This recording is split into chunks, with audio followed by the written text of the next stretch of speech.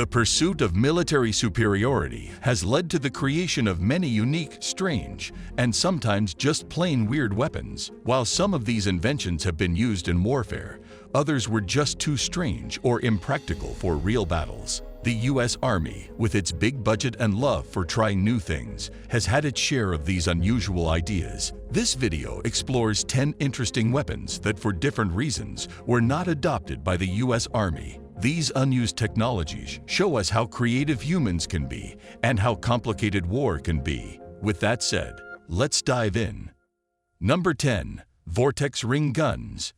In the world of non-lethal weapons, there's something called the vortex ring gun. It's a mix of science and practical use. Imagine shooting powerful circles of air to knock down or disorient people instead of hurting them. It's handy for controlling crowds or in situations where hurting someone isn't the goal. The U.S. military thought it had potential, but there were challenges. The air rings could be affected by things like wind, which made them less accurate, and making a powerful and consistent air ring was tricky. Even though it didn't become a regular part of military or police gear, the vortex ring gun shows how we try to create weapons that prioritize safety, even in tough situations. It's a cool example of how science and strategy come together to find solutions.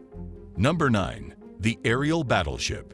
Imagine giant flying ships with big guns in the sky. That was the idea behind the aerial battleship. Back in the early days of aviation, people thought about making aircraft as powerful as naval battleships, but in the sky. These megaplanes would have big guns and be able to attack both land and sea targets while defending against enemy planes. The US and others even built prototypes like the XB-15 and the Canon K7. But it turned out to be really tricky. These huge planes were slow and not great at defending themselves against faster, more agile fighter planes. The recoil from the big guns could mess up the plane's stability.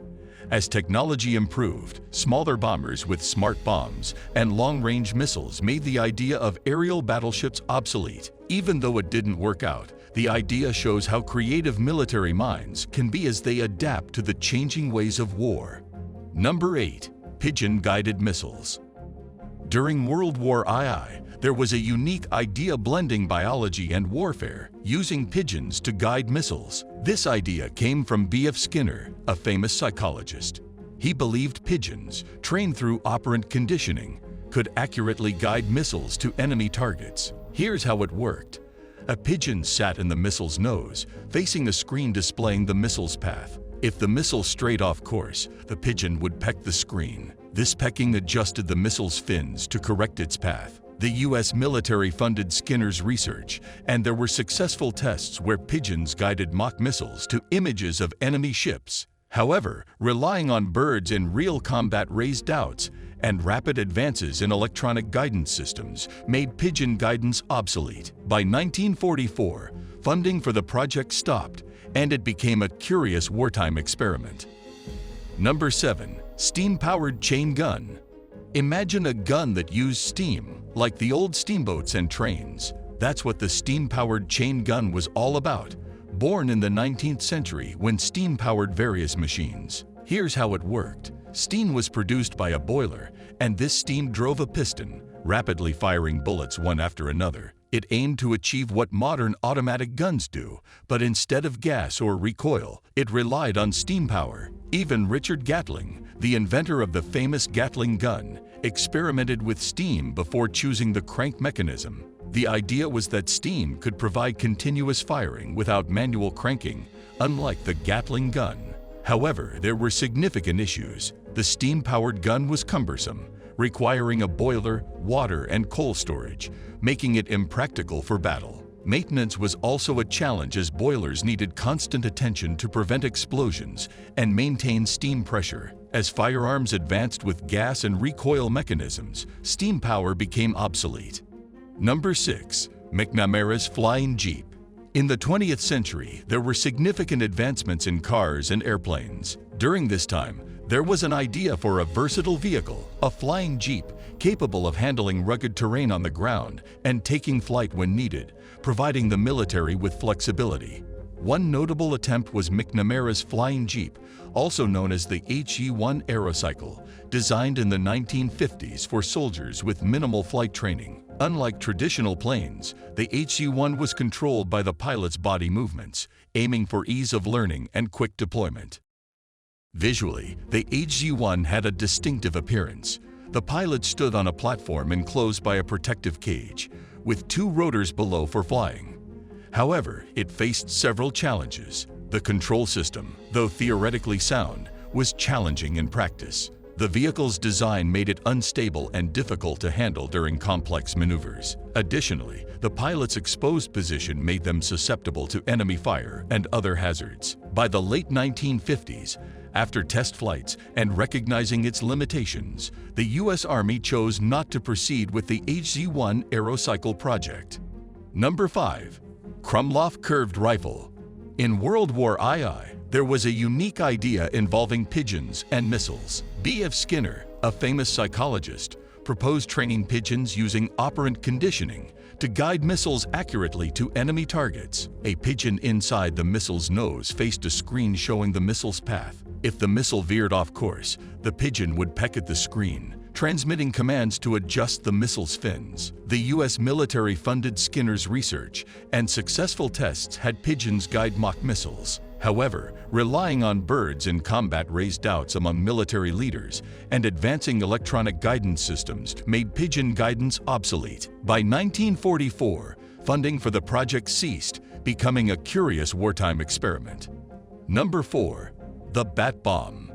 Throughout history, people have come up with some pretty unusual ways to fight in wars. One of these strange ideas was the Bat Bomb, a project that started during World War II. It was based on the natural habits of bats. The plan was to use these creatures' nighttime habits to carry tiny firebombs deep into enemy territories, mainly targeting Japan, which had a lot of wooden buildings. A dentist and inventor named Dr. Little S. Adams came up with this idea right after the attack on Pearl Harbor. He believed that if bats were equipped with small incendiary bombs, they could be released over Japanese cities at dawn. As the bats looked for shelter in buildings, timers on the bombs would set them off, causing fires and chaos in crowded areas. The U.S. military, in its eagerness to find new wartime solutions, decided to see if this idea would work. They called it Project X-Ray. They chose Mexican free-tailed bats because of their size and how much they could carry. The bats were put into a hibernation-like state using refrigeration, fitted with tiny firebombs, and placed into bomb-shaped containers with parachutes. These containers would open midair and the bats would fly out. Tests didn't go as expected. In one famous test in Carlsbad, New Mexico, the bats didn't do what they were supposed to do and accidentally set fire to a military base and a general's car. This showed that while the idea had potential, it was also very unpredictable. Number 3. The Puckle Gun. In the world of firearms, the Puckle gun stands out as an early and unique invention. Created by English inventor James Puckle in 1718, well over 100 years before machine guns became prevalent, this gun was designed to adapt to the changing needs of warfare and the continuous quest for better weaponry.